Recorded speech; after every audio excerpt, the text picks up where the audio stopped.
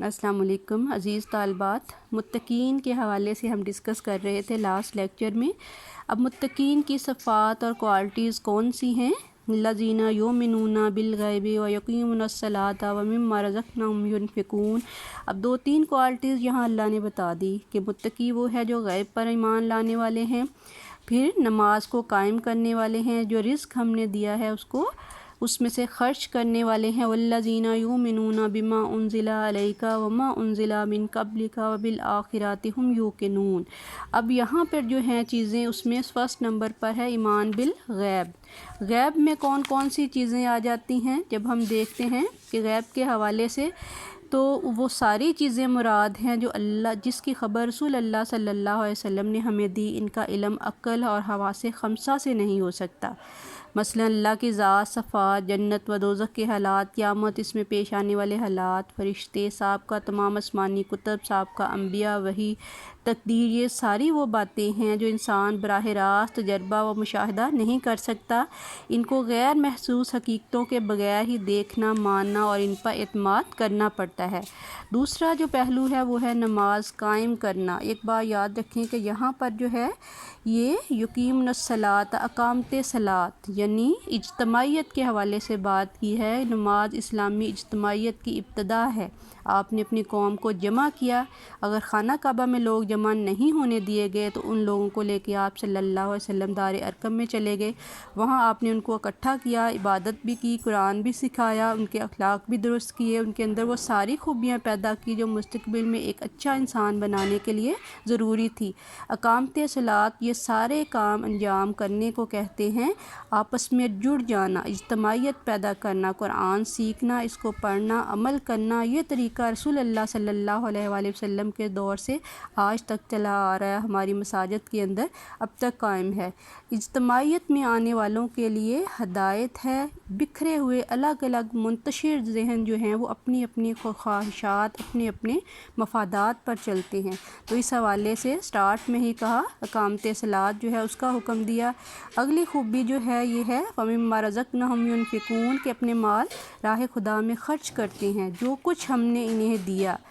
مال کی محبت میں مبتلا نہیں ہوتے، مال کا حصول ان کا مطلوب نہیں ہوتا۔ کمانا بڑا ضروری ہے، لیکن ہمارے ہاں کا جو بیانیہ ہے وہ یہ ہے کہ کمائی کرنا دنیا داری ہے۔ آپ صلی اللہ علیہ وآلہ وسلم نے دین اور دنیا دونوں کو اکٹھا پیش کیا۔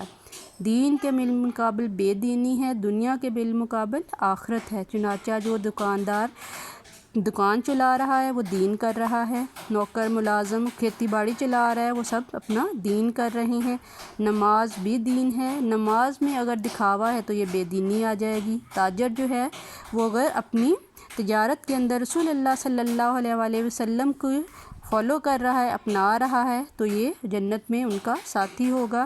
تو بڑے سے بڑے جتنے بھی ہم معاش کے حوالے سے دیکھتے ہیں اس میں آپ صلی اللہ علیہ وآلہ وسلم سے ہم نے یہی لرن کیا، سیکھا کہ مال کو کھلا رکھیں، سینت کا نہ رکھیں، کب خرچ کریں، ضرورت سے زائد ہے ہوگا تو ہم خرچ کریں گے، اور ضرورت سے زیادہ کے لیے ہمیں اس کے لیے زیادہ سے زیادہ محنت کرنی چاہیے۔ آپ صلی اللہ علیہ وآلہ وسلم نے زیادہ کمانے پر زور دیا، زیادہ کمائیں، اگر ہمیشہ زیادہ کمانے پر فخر اور برتری، یہ ناجائز اس کو کہا گیا ہے۔ تو اس سلسلے میں ہم دیکھیں گے کہ آپ صلی اللہ علیہ وسلم نے بہترین تاجر کے طور پر کیسے خود کو منوایا ہے۔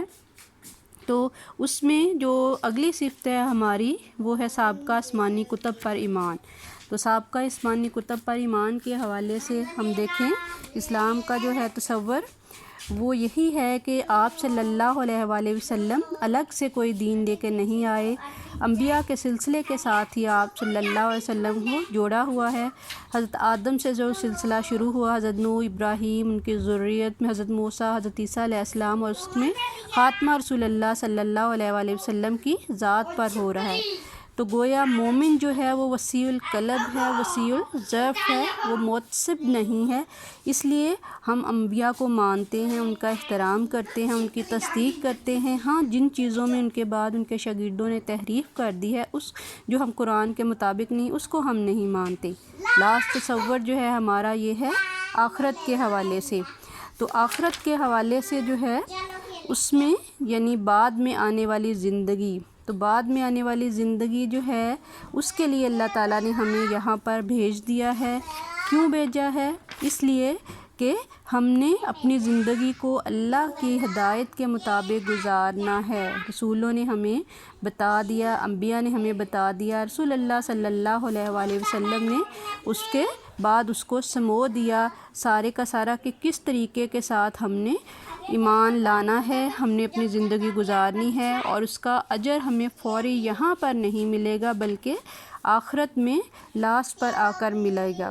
تو اس حوالے سے اللہ نے اپنے رسول بھیجے، اتمام حجت پوری کر دی۔ جب حجت پوری کر دی ہے تو اب انکار کرنے والے جو ہیں ان کے لیے آخرت میں عذاب ہوگا۔